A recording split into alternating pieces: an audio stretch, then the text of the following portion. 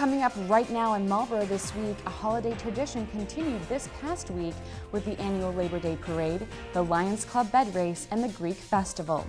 Do casinos belong in the city of Marlborough? We'll tell you what your city legislators are saying. Plus, Employment Options receives the monetary boost it deserves in these tough times. And later in this half hour, health and wellness in our schools, just as students head back into the classroom. Those stories and more on this week's show. Marlborough This Week begins right now.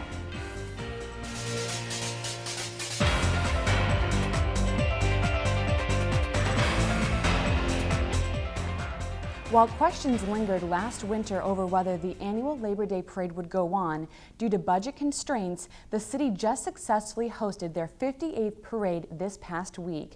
Welcome to Marlborough This Week. I'm Kristen Doucette. Here's more on this week's top story.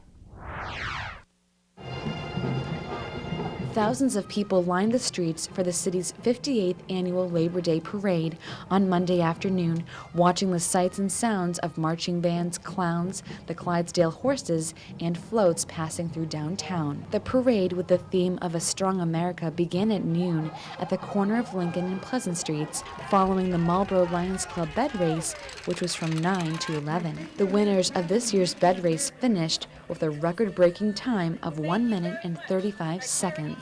George Wampum, who directed the parade for 27 years before stepping down last winter, was Grand Marshal, with Ed Thurber debuting as director. Police and fire units, baton twirlers, local organizations, and politicians also participated in this successful 58th annual Labor Day Parade. Greek food for a good cause drew hundreds of residents to a festival all weekend long as the Greek Orthodox Church held its annual Grecian Festival. We were there to give you an inside look. What started many years ago as a small church picnic has grown into a 3-day festival that attracts more than 5,000 people to enjoy homemade food, music, and entertainment. In February of 2001, this Greek church was severely damaged by a fire that completely burned down the fellowship hall, which is a major part of the weekly church activities. Out of the tragedy came efforts by church leaders to begin again, to eventually build a new hall, and this annual Grecian Festival and fundraiser is a direct effort aimed at doing just that. The 3-day festival is held every Labor Day weekend and offers numerous Greek dishes, all homemade by the women of the church. The event is held Saturday, Sunday, and Monday, 1 to 8 p.m., and if you happen to miss this year's event, don't worry, because event coordinators are already planning a bigger and better festival next year. On to election news. As Election Day quickly approaches, the only primary in this year's municipal election will be in Ward 3. The primary will cut the 3 Ward 3 candidates down to 2, and it will cost the city just under $5,000. Here are the details.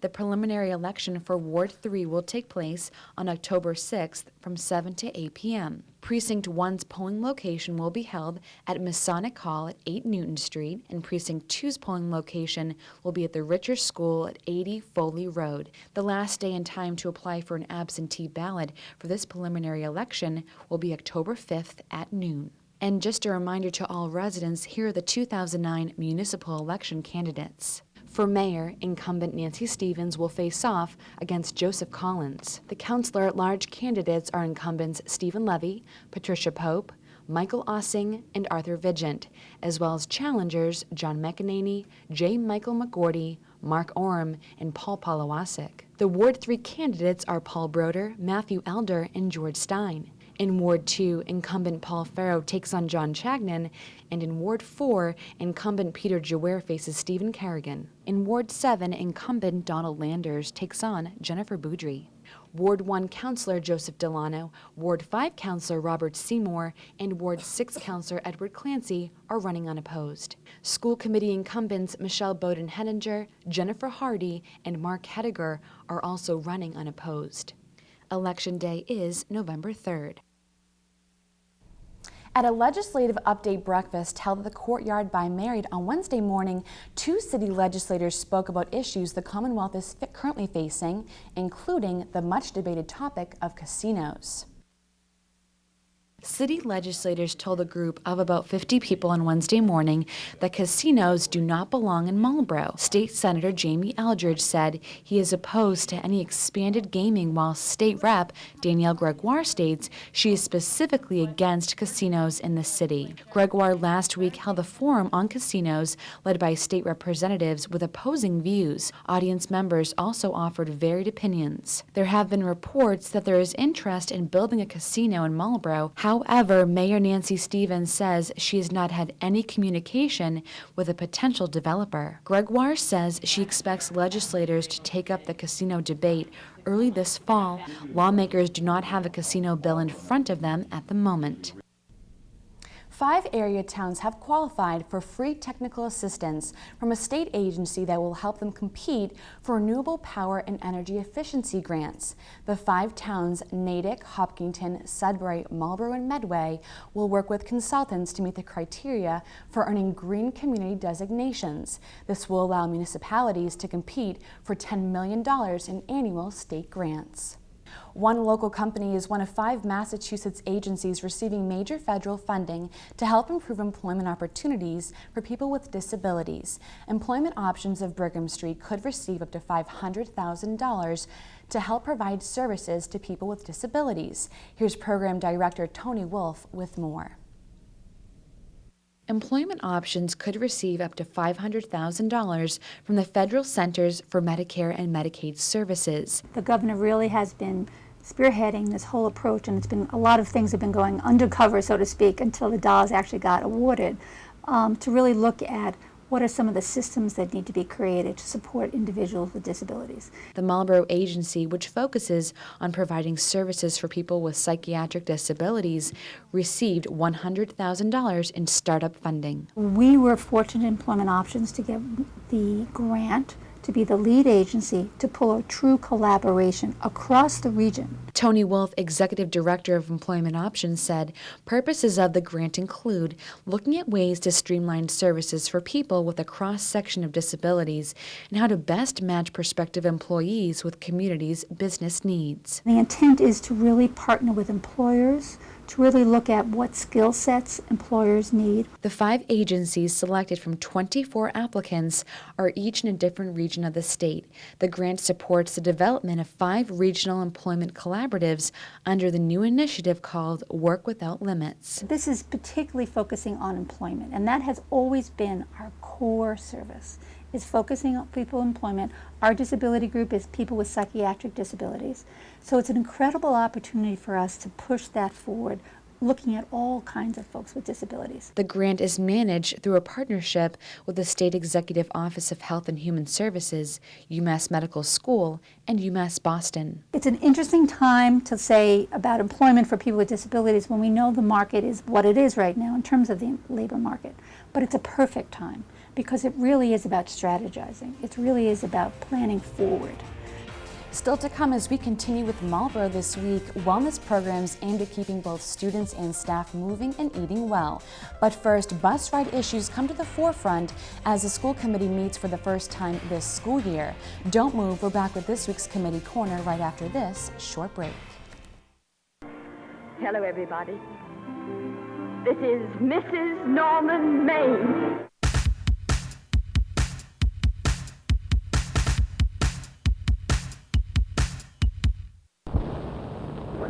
Sir, I want some more.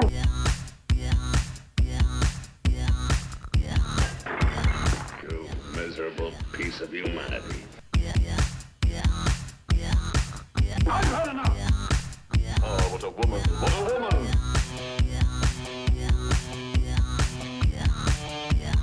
I have your heart from the pudding.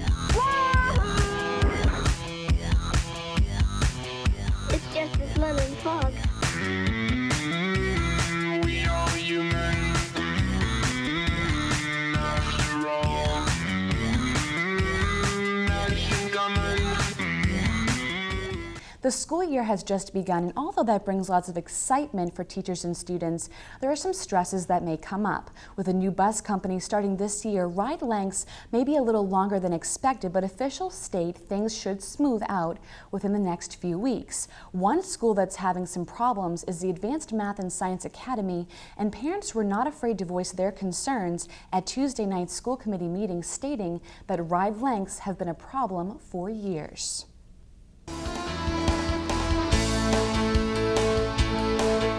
A group of parents and students told the school committee Tuesday night that charter school bus rides are too long, even though the school department has already added a fourth bus this year. Average one-way bus trips for the Advanced Math and Science Academy students are 50 minutes. Many of the students who spoke Tuesday night are the ones first on the bus in the morning and the last ones off in the afternoon. State law dictates that there can't be significant differences between charter and public school ride times, and bus rides are about twice as long for AMSA students.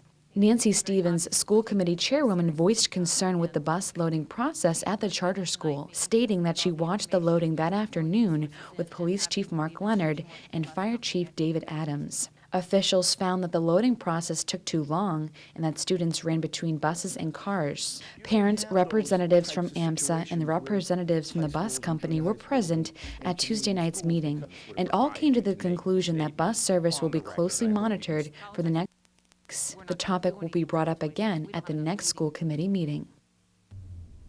On a lighter note, the Health and Wellness Committee has been working hard to ensure that each and every student has the education and programs they need to live healthier lives.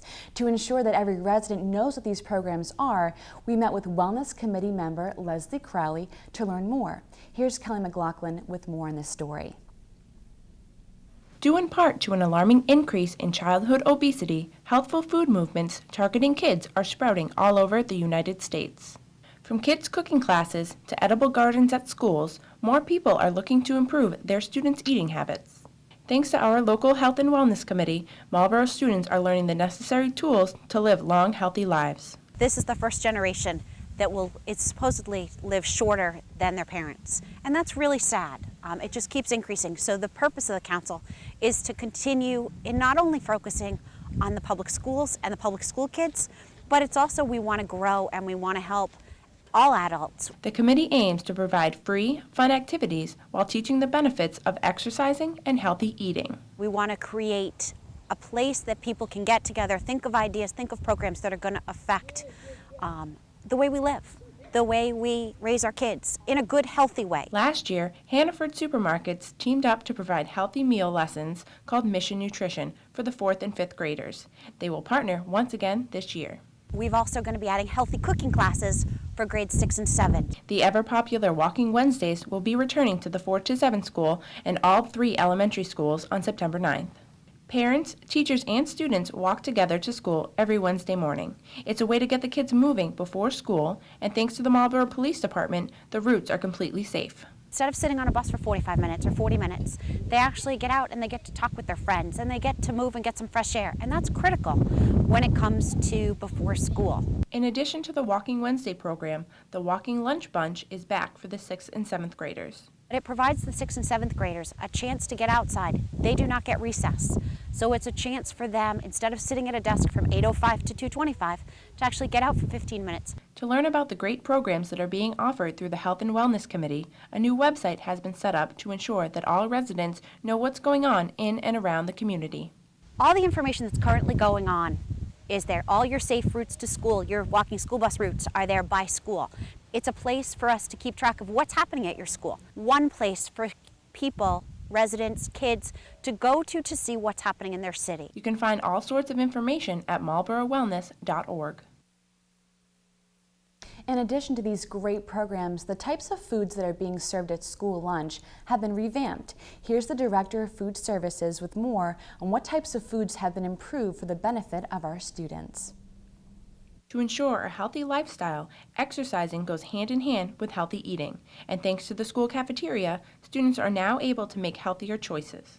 What we've done for this year, it's a continuation of last year's, expanding further the offerings of fresh fruits and veggies. More fresh fruits and veggies and less of the hot type vegetables, which the students don't seem to eat.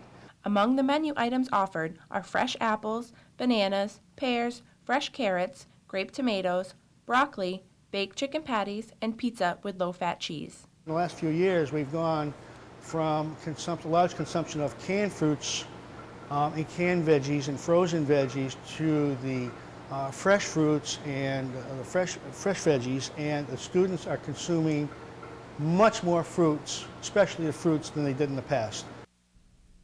The faculty at the Jarwick Elementary School is taking the health and wellness of their students to a whole new level this year.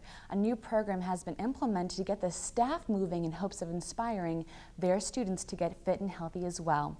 Here's Jarwick Elementary School's physical education teacher, Irene Mazmanian, with more on Faculty Moves.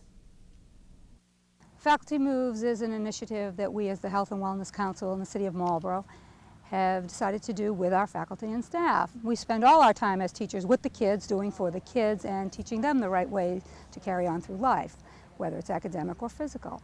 And now it's that we have to have the faculty, all the faculty, be role models for the kids and let them know that taking care of your body is your physical pursuit. You have to do it. If you don't take care of your body, where are you going to live? Thanks to Jarwick Elementary School's physical education teacher, the staff will now have a chance to become good role models for their students and become healthier at the same time. They're welcome to get involved in anything that they would like, from aerobics to yoga to Pilates to boot camp to kickboxing. It all is good. Hopefully, as they get to certain benchmarks, we are going to give them small incentives, water bottles to pedometers, to things that help keep them going. Although the program is targeted towards the faculty, the students will benefit from seeing and hearing about their teachers who are also taking time out of their day to get fit and healthy. It's kind of like asking them about their homework, but putting it in reverse. Hey, I worked out this morning before I came to school. I walked 15 minutes. Or I walked to school today. Especially for adults, I mean, it's proven, exercise has proven to ward off some cancers. It helps protect you against diabetes, of course, weight gain, stress releasing. It just does a lot of good things for us, and we need to take care of ourselves because nobody else is going to. Coming up, details about the city's 350th celebration and your pet of the week. Stay with us, we'll be right back.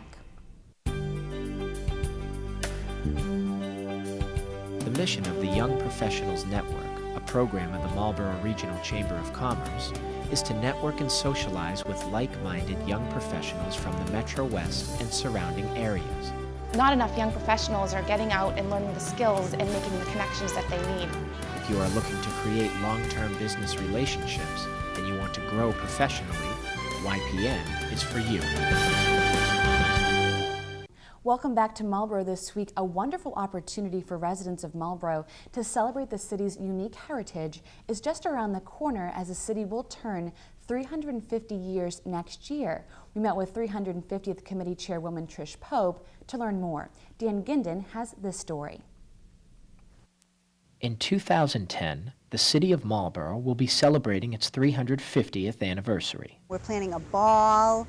We're going to have a scavenger hunt on Main Street, and we're actually going to kick off on June 12th with a Civil War reenactment actually here at Union Common. This celebration is a wonderful opportunity for residents of Marlborough and the surrounding communities, clubs, organizations, and businesses to come together to celebrate the unique heritage that makes Marlborough the special community that it is. It's for everybody, whether you got here last week or you've been here for 100 years. If you got here last week, you're going to learn a lot about where you live. If you've been here for 100 years, we're looking to you to help us, tell us what's been going on. A committee has been set up to organize events.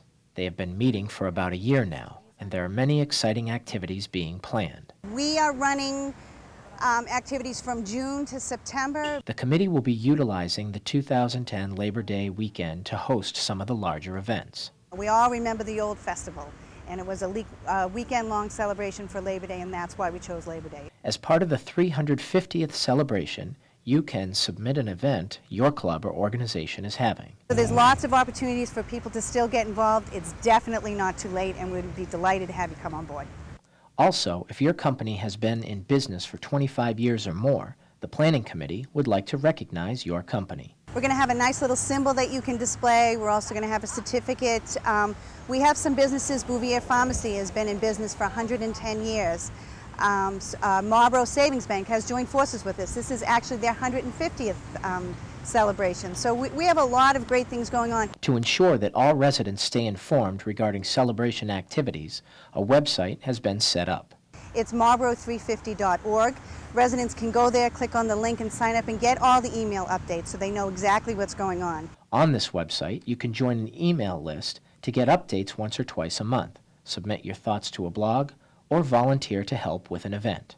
If you have an idea for an event, an old event that hasn't been run in a long time, contact us through the website. Let us know. We'll see what we can do about getting it set up. Committee members ask all residents to please visit this site often for the latest updates and news. Together, residents can make this a truly memorable celebration for the wonderful city of Marlborough.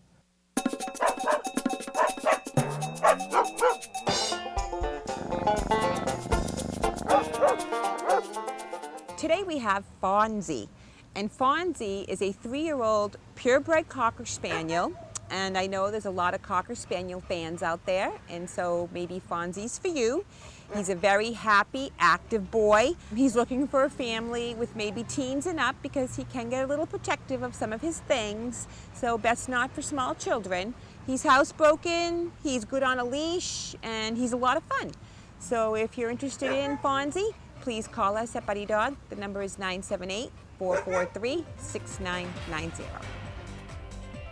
Thanks, Gina. Still ahead, an annual motorcycle ride, but first, a look at your 5-day forecast. Stay with us. We'll be right back.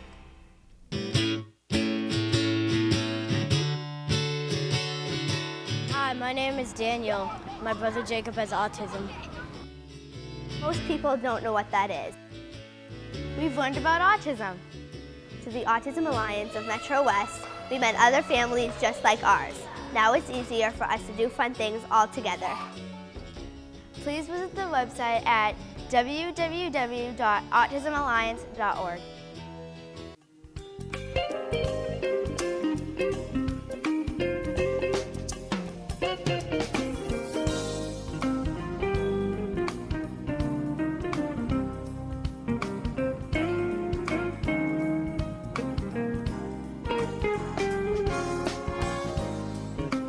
Welcome back to Marlborough this week. The Friends of the Marlborough Public Library are pleased to announce the first special program of their 40th anniversary year with a cruise of the Boston Harbor Islands on Sunday, September 20th. The cost of the trip is $79 per person, and for more information, please call Friends President Ray Johnson at 413-648-9663. And before we go, the Citizens Scholarship Foundation of Marlborough, in collaboration with Fireflies Restaurant, is proud to announce its 3rd annual motorcycle ride. It will be taking place on Saturday, September 19th at 11 a.m. at the Moose Lodge on Fitchburg Street. For additional information or questions, please contact Steve LeDuc at 508-740-8991. Well, that's going to do it for this edition of Marlborough This Week. I'm Kristen Doucette. We want to thank you for joining us, and we'll see you again next week.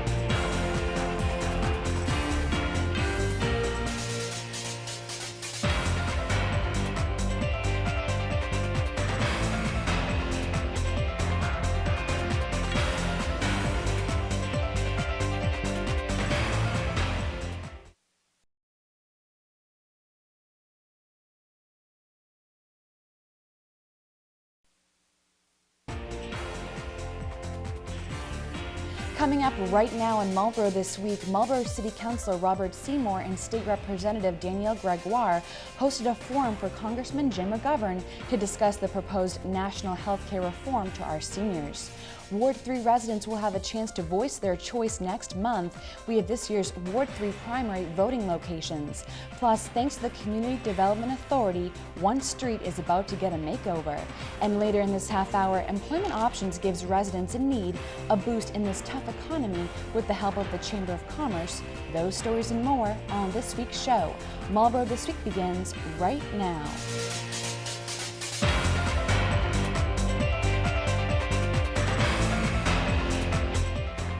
Congressman Jim McGovern spoke to Marlborough seniors about the proposed healthcare legislation and how they could be affected this past week. Welcome to Marlborough This Week. I'm Kristen Doucette. Here's more in this week's top story.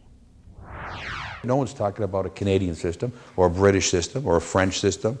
You know, we're talking about creating a uniquely American system. U.S. Representative James McGovern cited a need for better sickness prevention and cost savings as major reasons for health care reform during Monday's forum at the Senior Center. Every one of us has a responsibility to make sure that we focus on trying to get our fiscal house in order. We're going bankrupt, and we have to start fixing some things. Seniors responded to McGovern with passionate concerns about how their care would be affected and the speed of the reform. We should have done this a long time ago. Shame on us for not having solved this a long time ago. This is urgent. 17% of the gross domestic product goes to health care, but McGovern said that number is expected to reach 50% by 2080. McGovern also addressed what he called misinformation about reform's possible effects on Medicare, noting that legislators are trying to improve the government system. I think Medicare was worth it. I think Medicare can be improved. I think Medicare should. I think Medicare, needs to be more flexible in making sure that people get what they need. Reform could give the government the ability to negotiate in bulk for Medicare prescription drugs and lowering costs. McGovern plans to hold a conference call for constituents before a vote on the bill to answer any questions.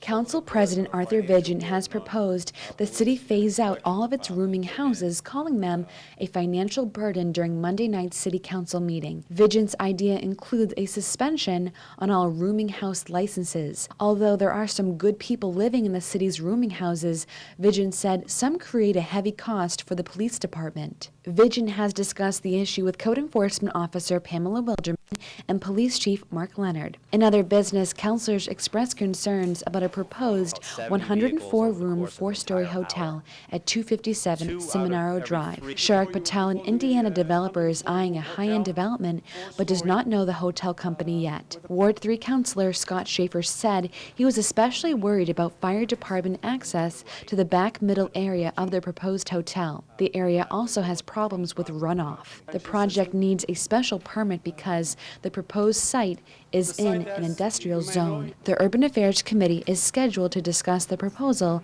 at its September 29th meeting. Now on to local politics with some information for Ward 3 residents interested in voting in this year's primary. The Ward 3 primary is October 6th, and the candidates are Paul Broder, Matthew Elder, and George Stein. The primary will knock the number of candidates down to 2. The polling locations are the Masonic Hall at 8 Newton Street for Precinct 1 and the Richer School at 80 Foley Road for Precinct 2. Residents seeking an absentee ballot for the primary must apply by October 5th at noon. Election day is November 3rd, and residents must register to vote by October 14th at 8 p.m. for the general election. And just a reminder to all residents, here are the 2009 municipal election candidates. For mayor, incumbent Nancy Stevens will face off against Joseph Collins. The councilor-at-large candidates are incumbents Stephen Levy, Patricia Pope, Michael Ossing, and Arthur Vigent, as well as challengers John McEnany, J. Michael McGordy, Mark Orem, and Paul Polowasek. The Ward 3 candidates are Paul Broder, Matthew Elder, and George Stein. In Ward 2, incumbent Paul Farrow takes on John Chagnon,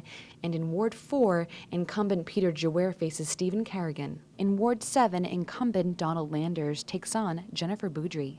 Ward 1 Councillor Joseph Delano, Ward 5 Councillor Robert Seymour, and Ward 6 Councillor Edward Clancy are running unopposed. School Committee incumbents Michelle Bowden-Henninger, Jennifer Hardy, and Mark Hediger are also running unopposed. Election Day is November 3rd. The council this week approved tax breaks for Marlborough Savings Bank's new main branch downtown. The bank is estimated to save about $360,000 over a 13-year period. In exchange for the tax breaks, the bank plans to add 13 jobs over the next 13 years at the new 81 Granger Boulevard branch, in addition to the 40 jobs in the downtown area. The city will take in an estimated $500,000 from base and new taxes over the 13 years. Well, after 4 years, the Community Development Authority can finally spend the $824,000 which was awarded to them in 2004 and 2005. Just over $186,000 of the funds will go toward the rehab of Belmont Street, including new sidewalks and water lines. The city has not been able to spend the money because the city was in corrective action due to previous misuse of a grant. But now that the city is complying with the plan, the board is allowed to begin spending. The state has opened the bidding for stimulus-funded solar power projects at local water treatment plants that are expected to save energy and money. Marlborough is among the 12 wastewater treatment facilities slated for solar power installations at an estimated $24 million in federal stimulus funding. The department expects the projects to save about $650,000 each year. Well, residents may have recently received water testing bottles at their homes, but officials say the program is not associated with the city. The bottles come from Careco International, which specializes in water and air purification. The city does not encourage or discourage participation in this program. If you would like more information, you can contact the Public Works Department at 508-624-6910. Still to come as we continue with Marlborough this week, a local furnishing program has a new home and is setting out to help people in need. But first, the Regional Chamber of Commerce is teaming up with a local nonprofit to help people with disabilities. Stay with us. We're back with that story right after this short break. Okay. Good night, honey. Can you kiss Smokey too? Sure, I can kiss Smokey too. Good night, Smokey. Sleep dreams, okay? Night, hon.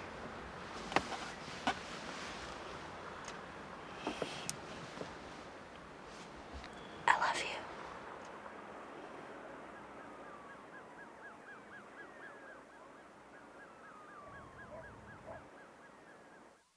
Welcome back to Marlborough This Week. Employment Options recently received major federal funding to help improve employment opportunities for people with disabilities. To help connect options with businesses in and around the community, the Marlborough Regional Chamber of Commerce has stepped up to do what they do best, network. Here's Kathy Magavero of the Chamber with more. Being the link to the business community, it's an exciting time because they're the ones that are going to be able to sort of mold what kind of jobs are going to be available for the future. The Marlborough Regional Chamber of Commerce has teamed up with Employment Options as a partner in a new initiative called Work Without Limits. The Chamber's role will be to represent the employer community and help to vocalize Employment Options goals within the initiative. Marlborough Regional Chamber is the Chamber of Commerce. We're already here. We work closely with Employment Options for years and years and years, and so it's we have the ability to understand what they've done and what will be needed, and it's a great synergy.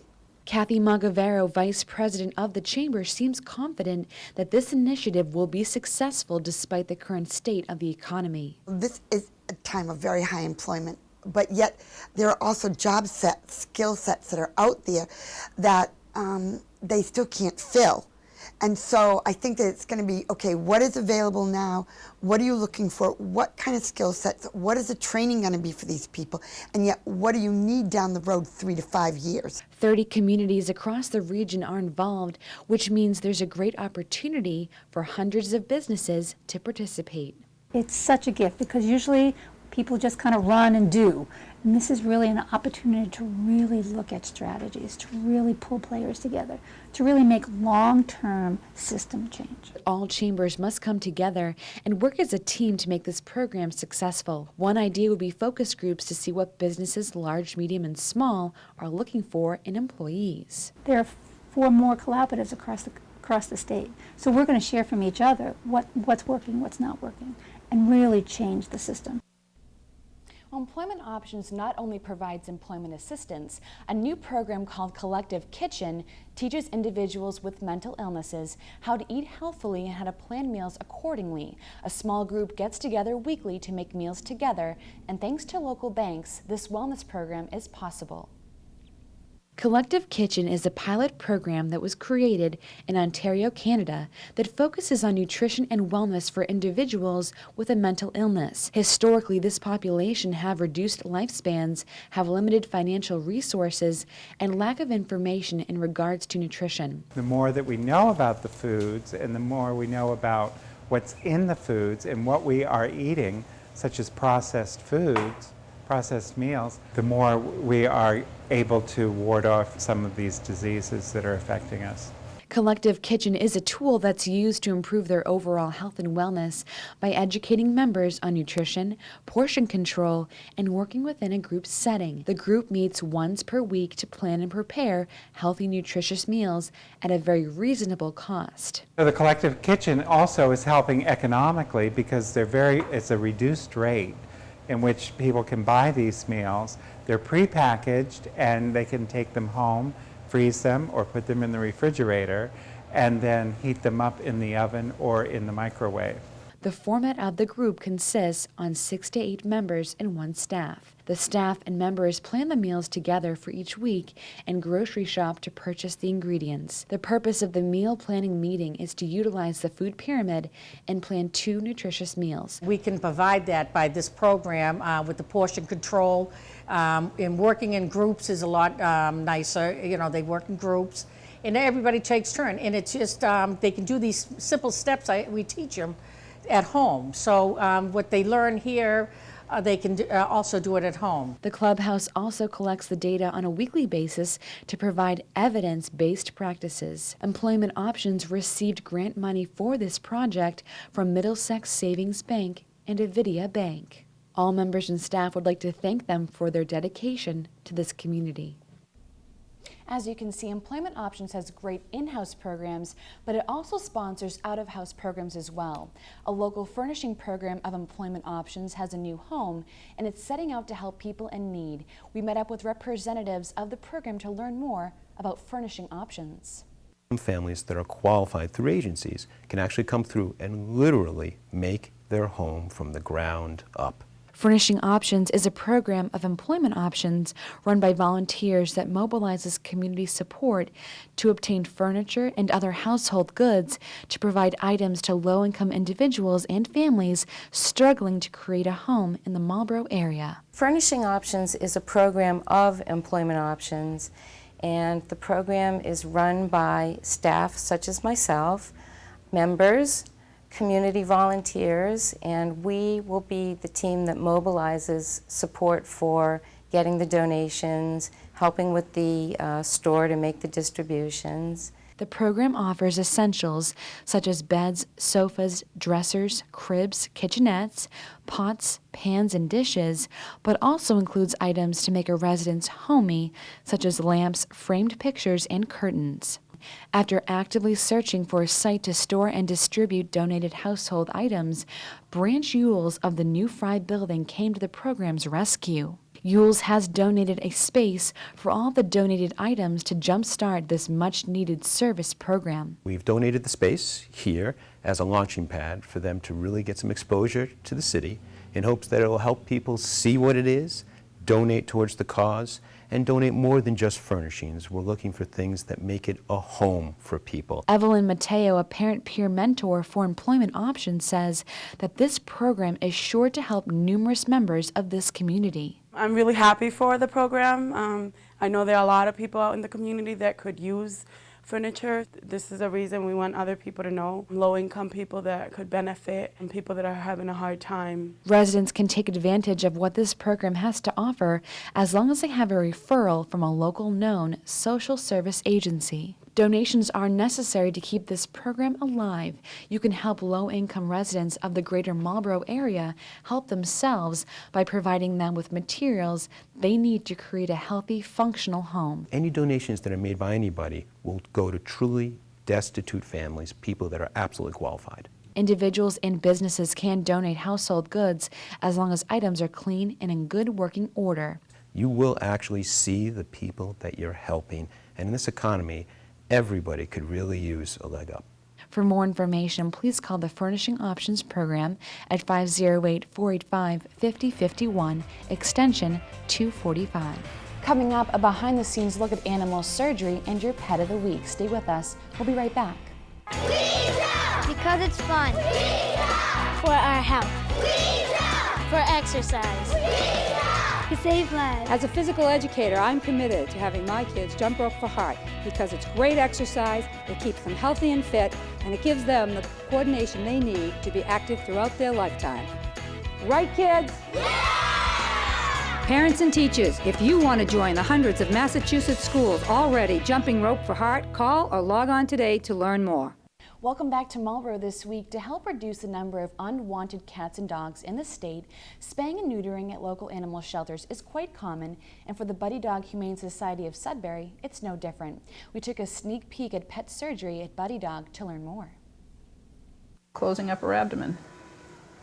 As pet populations increase and people turn the animals out on the street, spaying and neutering becomes very important. Many animal shelters have relationships with veterinary surgeons that spay and neuter all animals before they are adopted. Animal shelters have first-hand experience with out-of-control pet populations, and vets are on the front line in that battle. At the Buddy Dog Humane Society in Sudbury, Betsy Allen Sinnigan is a veterinary surgeon they turn to for their surgery needs. Every Wednesday morning, Betsy visits the shelter to perform the necessary surgeries that the animals at the shelter may need. We learned from Betsy, who is also co-owner of the Sudbury Animal Hospital, that most of the animals she works on at the shelter are older dogs, much different than what she sees at her private practice. In private practice, we see mostly immature, 6-month-old animals that are getting spayed because most owners don't want their dogs to go into heat.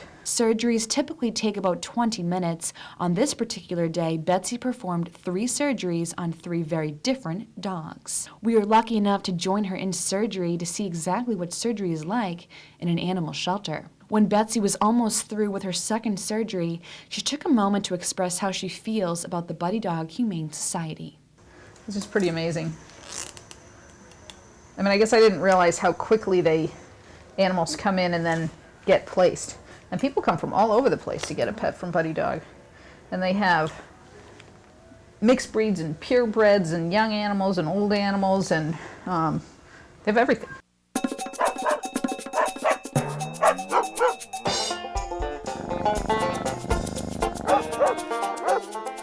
Today we have Poppy. And Poppy is a little Chihuahua Dachshund mix, and he came to us originally from Puerto Rico as a street dog. He is a little timid, therefore he's not good with children or strangers. He has a little bit of a problem with as well. So he's looking for an adult home that's willing to give him some training, because he needs that to help build his confidence. He's somewhere around maybe 3 years old, and he's neutered and pretty much ready to be adopted to the right family. So if you're interested in Poppy or any of the other dogs we have here at Buddy Dog, please feel free to call us at 978-443-6990. Still ahead on Marlborough this week, details about the city's annual Heritage Festival. But first, a look at your 5-day forecast. Stay with us. We'll be right back. The mission of the Young Professionals Network, a program of the Marlborough Regional Chamber of Commerce, is to network and socialize with like-minded young professionals from the Metro West and surrounding areas. Not enough young professionals are getting out and learning the skills and making the connections that they need. If you are looking to create long-term business relationships and you want to grow professionally, YPN is for you.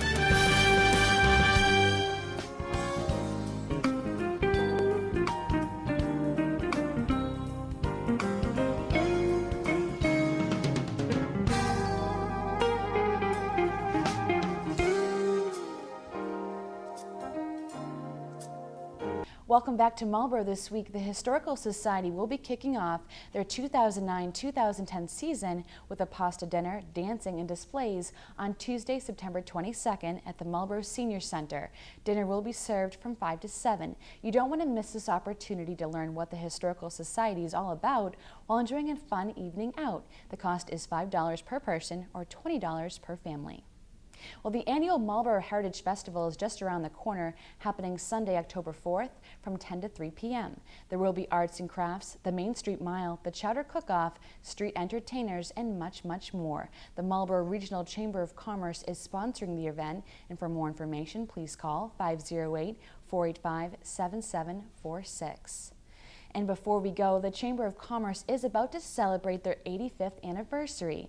An event is being planned for Friday, September 25th, which will be themed on the shoe industry. The event will be held at the Holiday Inn, and Marlborough Community Services will be there accepting donations of shoes to distribute to needy families. For ticket information, you can call the Chamber of Commerce at 508-485-7746. Well, that's going to do it for this edition of Marlborough This Week. I'm Kristen Doucette. We want to thank you for joining us, and we'll see you again next week.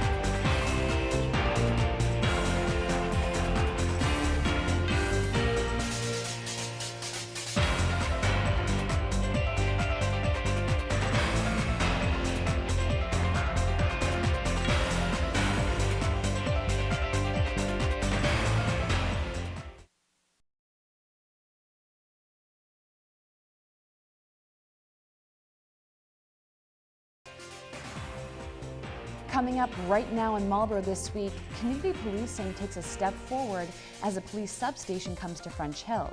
The school committee makes a tough decision concerning the budget at this week's school committee meeting. Plus, flu vaccine supply issues will delay this year's annual flu clinic. And later in this half hour, Lions Club members want you to participate in an amazing race. Those stories and more on this week's show. Marlborough This Week begins right now.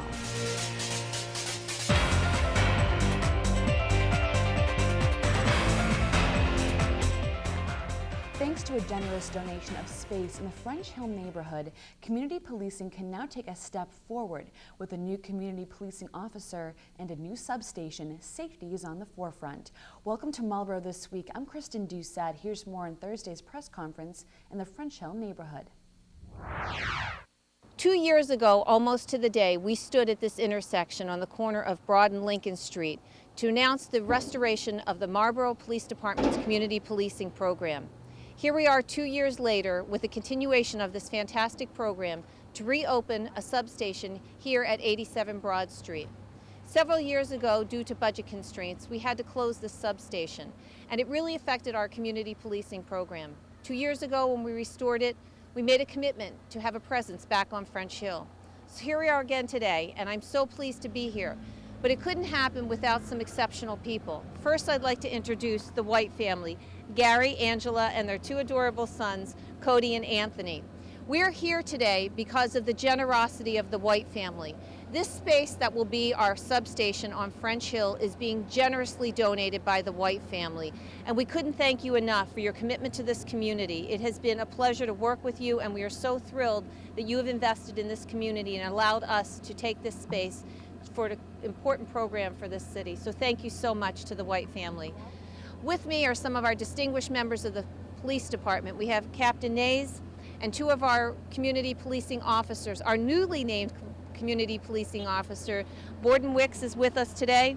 And those of you that are familiar with our community policing program know Officer Tony Evangelist. Tony's been by himself for about the last year, so we are thrilled that he now has a partner. We have a substation, and we are so thrilled that we can get this program back up. With me, obviously, is Chief Mark Leonard of the Marlborough Police Department, Lieutenant Valancourt, who heads our community policing program, and Councillor Peter Jouer, who represents the French Hill neighborhood. We're excited and eager to get going up here with the opening of the substation and the second officer back in the community policing unit. We're ready to go up here, and I hope the residents will find this a place that they can come in at any time and stop in and speak to the officers here. We hope to have officers on patrol stop in here as well and utilize this space, so we should have a good presence up here. As you know, we announced several weeks ago that we will be opening another substation downtown in the senior center, and we're hoping in the next couple of weeks that that's going to open. So with the opening of these two new substations, the addition of another community policing officer, I'm so thrilled that we have this valuable program up and running. As Marlborough teachers headed back to school on Wednesday morning for only the minimum contractual time, the school committee affirmed a cut in district-wide salary increases the night before. Here's more on this week's Committee Corner.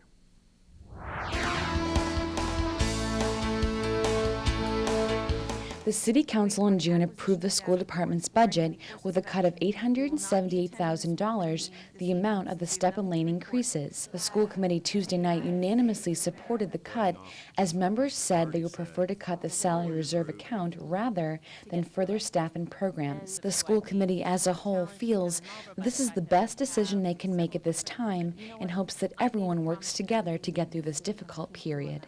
In other business, school committee members expressed concerns with class sizes in the 4th and 5th grades. Student enrollment significantly increased at the 4 to 7 school over the summer, a major reason for the class size jump. Administrators have already started looking ahead to the next school year to remedy the situation. The school committee also honored Olivia Katsopoulos, a Marlborough High School student who was named a semi-finalist in the 2010 National Merit Scholarship Program. More than 1.5 million students entered the 2010 competition. The program recognized 16,000 semi-finalists who compete for 8,200 national merit scholarships. Thank you so much. I know that I wouldn't be who I am today or where I am today without all of you teaching me and helping me learn and grow, so thank you. It's been a couple of years since we've had a semifinalist, so we're so proud of you and congratulations, and we hope that we get the news that you come back and you've gotten the scholarship, so congratulations.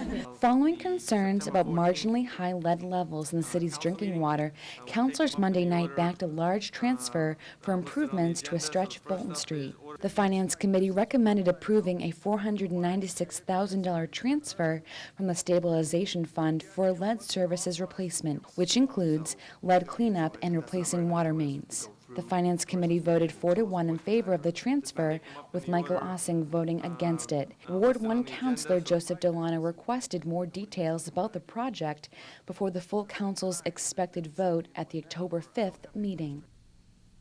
To continue with our committee coverage, city councilors are urging department heads to keep closer eye on their budgets after one department recently went into deficit spending. Public Works Commissioner Ron LaFreniere requested a transfer of $11,500 to cover a temporary part-time water division salary that is a $2,900 deficiency. The Finance Committee recommended approval of the transfer, but some councilors voiced frustration with the deficit spending. The full council will likely vote on the transfer at its October 5th meeting.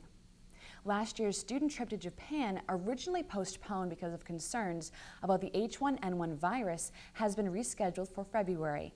A new itinerary for the annual exchange to Akirino City, Japan has been approved. The 12 students in 8th grade and 4 chaperones will travel from February 11th to the 23rd.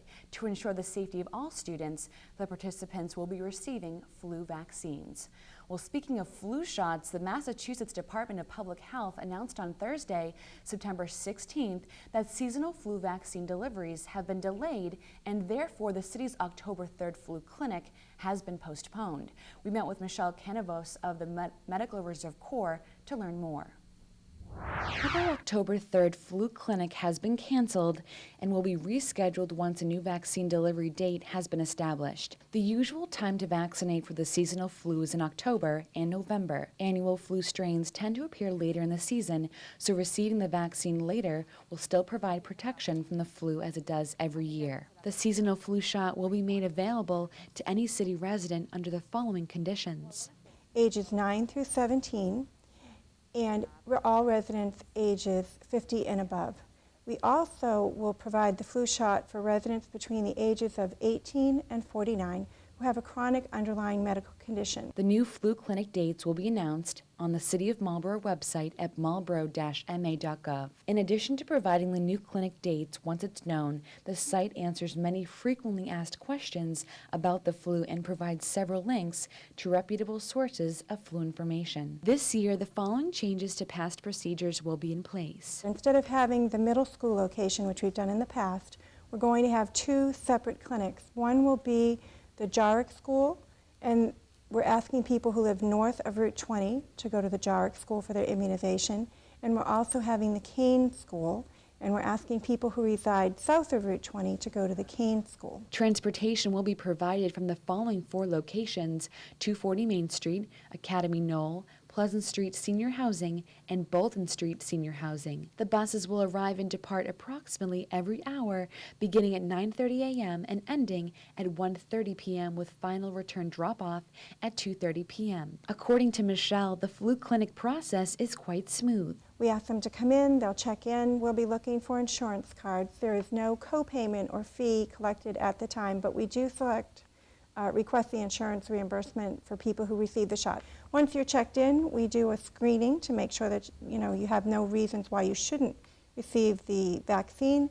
We give the vaccination. If you've had it times before, you'll be able to leave directly after getting it. If it's your first time receiving the vaccine, we ask you to wait for 20 minutes to make sure there are no reactions. Inquiries specific to the flu clinic operation can be directed to the Board of Health office, and for additional information, visit the Marlborough City website at marlborough-ma.gov. Click on the flu info icon. Information is available in English, Spanish, and Portuguese.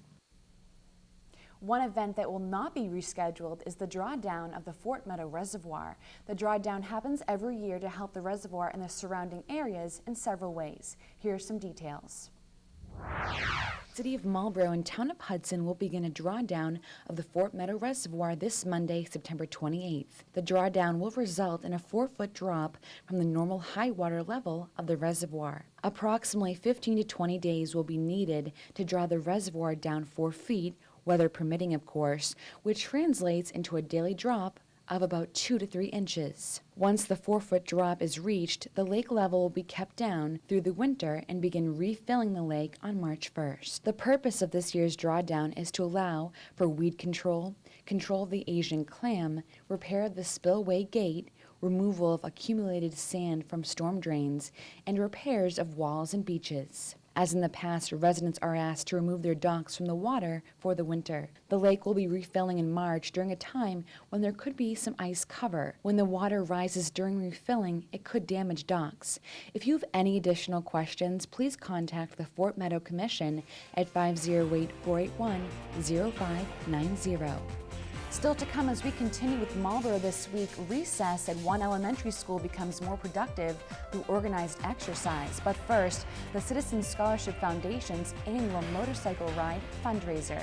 Stay with us. We're back with that story after this short break. Okay.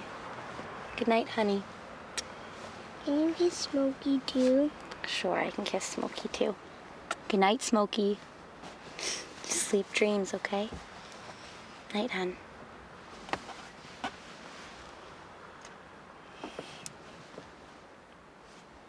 I love you.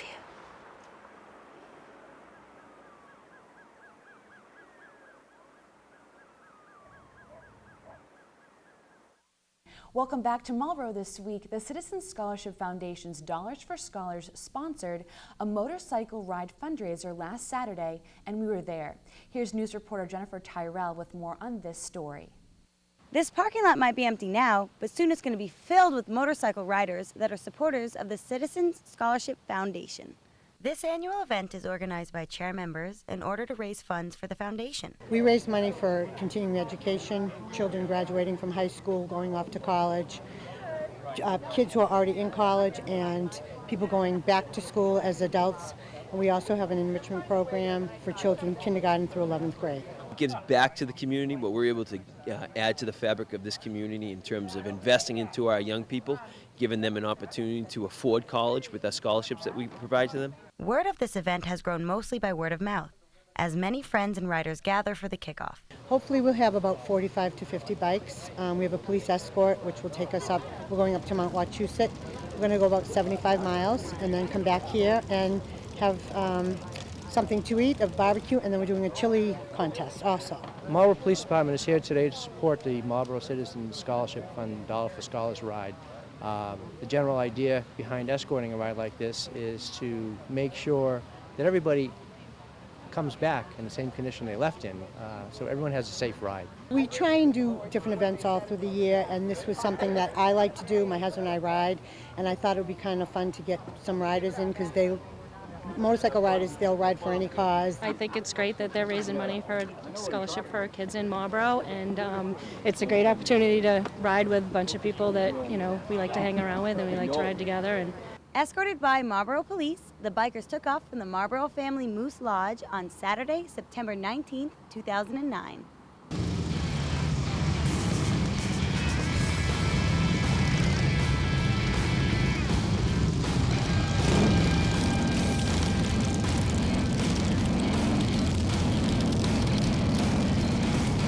Supporters of this foundation take pride in what they are doing to help students in college and beyond. All of the proceeds that are raised today are going directly to the students that are applying for this scholarship.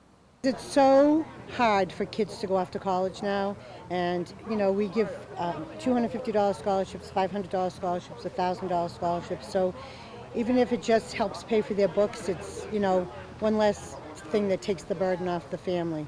Members and riders both agree that this fundraiser is a great cause and allows them to get out and have some fun as well. For Marlborough This Week, I'm Jennifer Terrell. Recess is usually a time for playing with your friends, throwing a ball around or swinging on the swing set, but for the third graders at the Jarwick Elementary School, recess has become a bit more productive. And as Kelly McLaughlin is about to show us, students are really enjoying the Recess Milers Club. Instead of playing the same old games at recess, this year the third graders at Jarwick Elementary School have another activity they can take part in. Third graders now have the option to walk or run laps at recess. We started it on Monday, and the reception has been great. It's totally selective. They can choose to do a couple laps and go and play a game on the field. They can choose to walk or jog the whole time and really earn a lot of laps. Teachers track their progress, and the students will receive incentives for their hard work. The idea is to inspire more fitness and more exercise at a safe venue for students. They know how many laps up there is a mile, and they just keep going. According to Masmanian, tracking each student's progress is important. Students will be able to look back and see how many miles they've completed over a period of time. You know, at the end of the month, because we're keeping track, I'm going to be able to say to them, do you know that you've covered X amount of miles in the last month? Well, that's amazing to a kid. Jarwick Elementary believes in the success of each student, and this activity is just one more way to help them meet their fitness goals. We're happy to be doing this, and I enjoy seeing the kids doing something where they sustain the activity. For Marlborough This Week, I'm Kelly McLaughlin. The Lions Club is planning an event to get the whole family moving. Modeled after the popular CBS TV show The Amazing Race, members of the Lions Club want you to take part of a special event aimed at raising money for the club's charities. The Amazing Marlborough Race took place in May, but because of the event's success, it's happening again next month. Here's race organizer Randy Scott with more.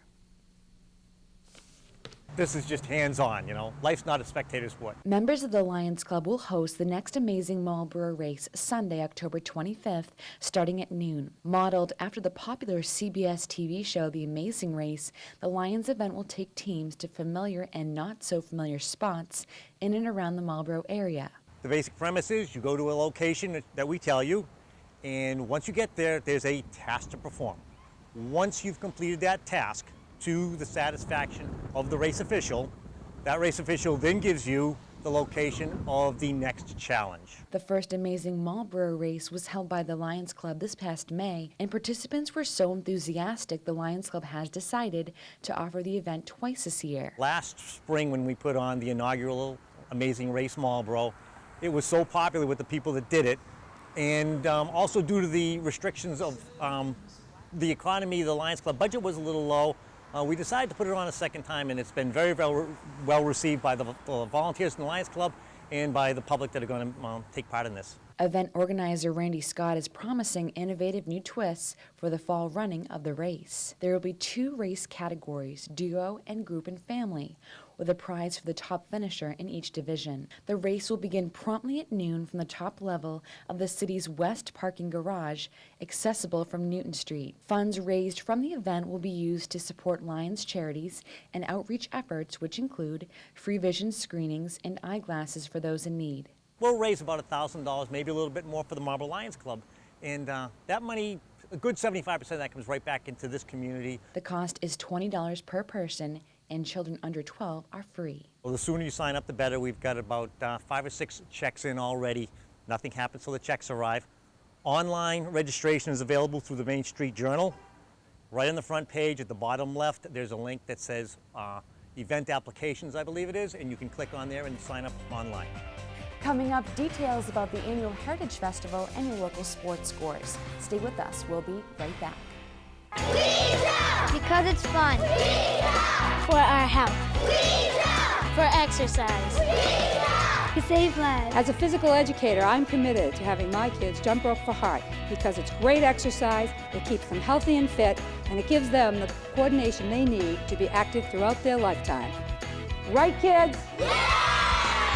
Parents and teachers, if you want to join the hundreds of Massachusetts schools already jumping rope for heart, call or log on today to learn more. Welcome back to Marlborough this week. The annual Marlborough Heritage Festival is just around the corner, which is happening next Sunday, October 4th from 10 to 3 p.m. There will be arts and crafts, the Main Street Mile, the Chowder Cook-Off, street entertainers, and much more. We met with Heritage Committee member Susan Alatalo to learn more. Sunday in October, downtown Marlborough comes alive with a fall fair. The Heritage Festival is held on Main Street and welcomes visitors to enjoy a day of fun for all ages. Well, I think the fact that we have the main street of the city blocked off to all kinds of traffic, it means that people can walk around very safely and visit with neighbors, teachers, friends, and then they can see all of these different vendor booths. The festival kicks off with a road race, the Main Street Mile, which begins on Lincoln Street and ends in front of City Hall. There are a series of entertainment to enjoy throughout the day, including interactive children's groups, live bands, and dancers. A highlight of the day is the Chowder Festival. Over a dozen area restaurants serve up gallons of chowder for all to sample. It's only $3 and you get to taste all the different chowders that are offered by 12 or so establishments in the area. And these restaurants and eateries are competing for the Silver Chowder Bowl. And then they get to have this trophy, this honor for the whole year and be known as serving the best chowder. Many vehicles are on hand for children to enjoy, including a fire engine, police car, ambulance, and the ever-popular school bus. This year, the festival will host some green vehicles, too. The success of the festival is attributed to the wonderful committee of volunteers who help plan the event throughout the year. It's all made possible through the generous support and donations of numerous sponsors. Rain or shine, it's a great day for all.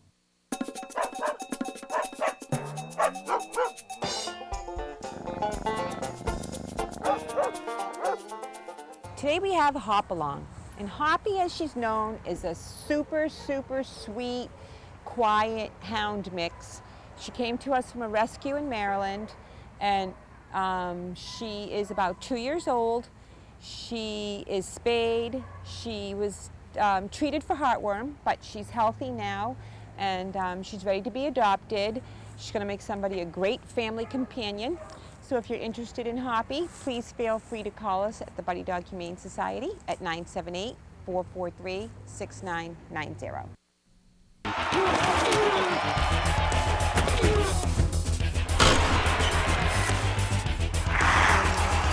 Hello Marlborough, this is Rob O'Keefe with your sports update. Let's rewind. 2 weeks ago, Marlborough High Football had their very first game of the season against Central Catholic. And here's some defense for you. Adrian DeJesus and Neil Vigin on the sack, teaming up on defense, and they're excited about it, as they should be. Here's AJ Serra. He's their quarterback. He's going to run inside. He's going to spin move there, get around that guy. He's going to say, hey, let me go to the sidelines. No one wants to tackle me. except for this guy right here, but that's still like 20-plus yards. Here's some more offense. Looks like a little Wildcat type play. That goes out to A.C. Carter. He's a senior. He's running, and he's getting a nice open field tackle there, but still a nice run. And he's going to get up and do a little funny dance. Actually, he had a cramp. He'd be fine later, as you would see later in the highlights. Here's Sarah with a sweet pass to Purvis. Evan Purvis in the end zone. That's 7-0 the score right there. Here's a kickoff. It's an onside kick. Nobody expected it. And they get it back. Pretty nice. Here's some more offense. This is A.C. Carter, back from the cramp. He gets up, he runs it, he makes some guys miss. He's down at the 20. That's like 20-plus yards. Looking to score again. Here's A.J. Serra. Inside, outside, outside, inside, outside, and then he's in for the score. That makes it 14-0, and they're going to celebrate like it was free taco night, but actually they won their first game 14-0. That's why they're going nuts. Let's fast forward 1 week ago at Algonquin. Marlborough's Evan Purvis. If he's good at one thing, it's this: not allowing other players from opposing teams to tackle him. He's going to go down the sideline. Number 11, who's twice his size, is going to try to tackle him. He falls on his face. Evan is in for the touchdown, and that was pretty. Now we got some defense. It's hard to make completions when guys like this are making plays like that. That's Mike Marini on the beautiful interception. Let's watch that again. Wow, what a grab. Here's some more defense. Algonquin's going to try to roll it out with a bootleg, but no, that's not going to work. You're going to get sacked if you try to do that against the Marlborough D. Here's A.J. Serra, the quarterback. He's passing it to A.C. Carter, and this guy on Algonquin is going to say, hey, can I be your friends on Facebook? And A.C. Carter is going to say, no, I'd rather jam my skull into your chest cavity and run past this other guy. And what kind of friends are the best friends? Well, the kind of friends that lay blocks for you. That's Purvis laying the block down so A.C. Carter can get in. And your final score is 37-7. That was a beatdown. Let's check out some other scores around high school.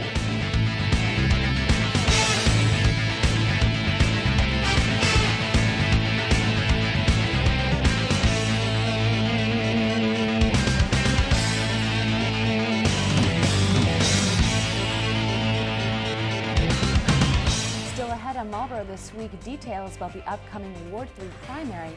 But first, a look at your 5-day forecast. Stay with us. We'll be right back after this short message.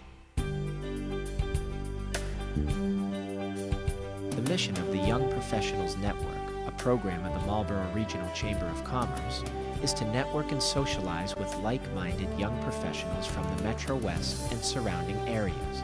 Not enough young professionals are getting out and learning the skills and making the connections that they need. If you are looking to create long-term business relationships and you want to grow professionally, YPN is for you.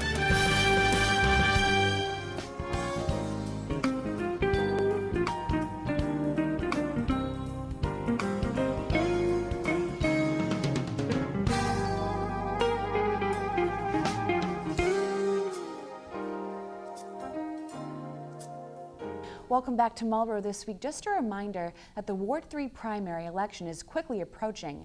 The event is happening on October 6th. The primary will narrow the Ward 3 candidates down to 2. The candidates running in this year's primary are Paul Broder, Matthew Elder, and George Stein. Here are the details. The preliminary election for Ward 3 will take place on October 6th from 7 to 8 p.m. Precinct 1's polling location will be held at Masonic Hall at 8 Newton Street, and Precinct 2's polling location will be at the Richer School at 80 Foley Road. The last day and time to apply for an absentee ballot for this preliminary election will be October 5th at noon. And before we go, on October 2nd, the first Massachusetts Green Career Conference will be held at the Marlborough Holiday Inn. This conference offers green career guidance and resources to people transitioning into green careers. Anyone who would like to know more about the emerging green economy will find this conference timely, practical, and valuable. For more information about the conference, go to greencareer.eventbrite.com. Well, that's going to do it for this edition of Marlborough This Week. I'm Kristen Doucette. We want to thank you for joining us, and we'll see you again next week.